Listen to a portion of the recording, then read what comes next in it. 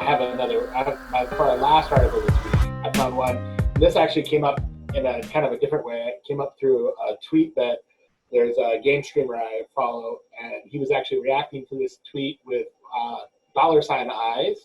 And basically, it's a Wall Street Journal and the CMO Today section, but live sports and entertainment events are shut, and so sponsorships are taking a hit. And so the tagline is kind of a 6-month shutdown would put $10 billion in sponsorships in limbo, one firm says. So they interviewed a sports and entertainment industry kind of lawyer, I guess. And basically what he's saying is the lockdown is creating troubles for brands that already spent or committed to spend sponsorships this year, and it might and that they may not be made whole. And so this is basically unprecedented ground. And the global marketing director of IUG, which is a part of the Bruins sports capital, said that there's simply no standard contractual solution to address all this, and that some sponsors will have a clean exit options and may be entitled to refunds, while other contracts may not clearly stipulate what happens when something like this happens. And it goes on and it says basically some of this money has been funneled into like virtual events, game streaming, what they call non-traditional sports or esports or something like that, and live concerts, because they address kind of the live aspect of like Coachella and stuff. And then other marketing partners are doing the regular marketing speak and saying they're sticking with their brands. Some of this may not be a big deal because a lot of like the NCAA or NBA kind of television rights and stuff like that are multi-year contracts. So if they lose out on 1 year, they still have another 4 or 5 to make up those sponsorship dollars or to engage more in those years. But I thought it was interesting from dollars and cents side how much money was on the line for these sponsorships, and I guess kind of wanted to know from you guys if this would maybe be an accelerator to a more kind of online digital marketing, I guess, or digital sports kind of craze. I wanted to get your guys' take on it. Well, it's definitely not a world that I've followed, but from listening to you discuss it, I think it's always precarious if you are just collecting fees from customers or clients or from sponsors, and you're not able to provide value for those fees you're collecting. And if your position is, well, you're legally obligated to pay me, so I'm just going to collect from you. I mean, that you got to imagine that really trashes relationships when you do stuff like that. But I guess it also depends on the relative market power of the organizations that are doing it, right? They may get away with it if they got their organizations with a lot of attention, and when the economy and the world opens back up, everyone's going to want to buy into them again. They might get away with it, right? It might, some sponsors may just have to look at it as that's kind of their cost to stay at the front of the line, so to speak, with an organization, or if it's a sports event or some kind of other event thing with an event that has a lot of attention to it that you want to be connected with. Paying these sponsorships during a period that you're not feeling the value may just be what it costs to keep you at the front of the line, is what I'm thinking.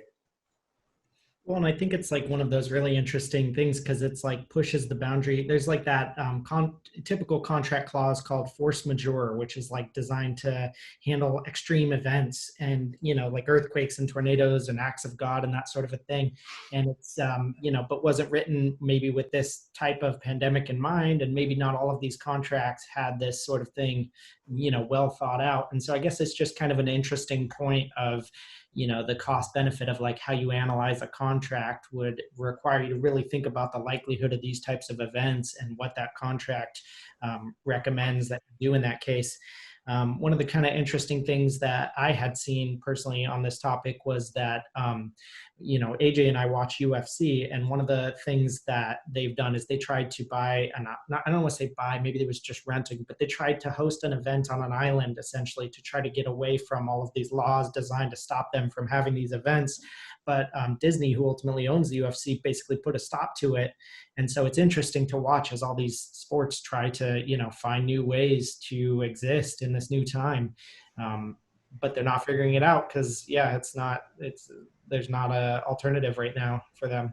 that's a different angle on it, right? Because what happens if the current conditions last long enough and there's viable enough alternatives that really capture the public's attention, right? There's a limited, we don't think about this, but there is a limited supply of attention out there. Every individual person only has 24 hours in the day. They presumably have to work some of those hours. And so, there's only so much attention out there. And so if this lasts long enough that new and innovative events and things maybe digitally capture people's attention, some of the things that have been doing well in the past may never come back at the same level that they were before because the attention's already moved on to something else. That might be a real fear for companies like that are just like shut down with not doing anything for a period of time.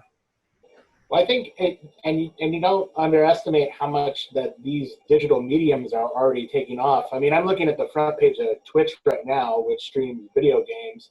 So you're actually watching somebody playing competitive video games. Well, not even competitive. You're watching them play video games.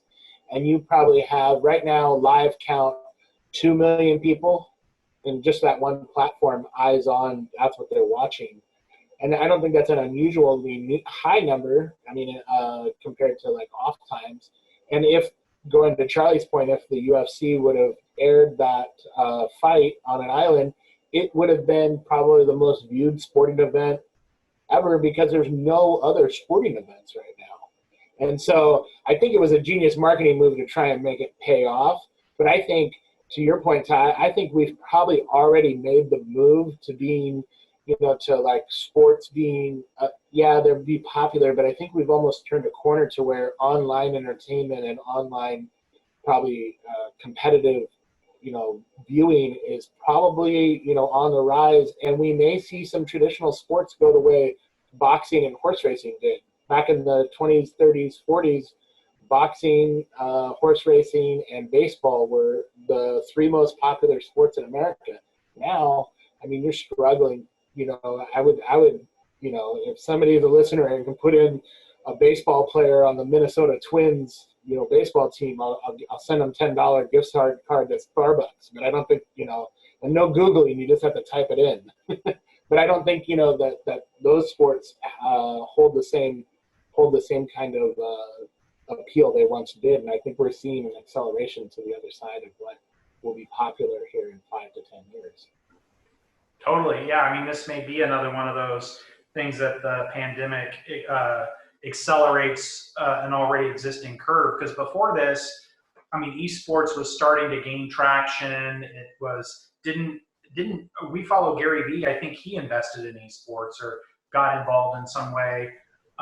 And this was before this whole thing, right? And so yeah, he's involved in a. Sorry, I get excited when I'm talking about, but he invested in a Call of Duty league, actually, and so it's one sport, it's an e-sport, but he is an investor for the Minnesota Shot. I can't believe the Rockers. That's the name of the esports thing. But there's in that league, I think there's 10 or 12 teams that are local teams that compete.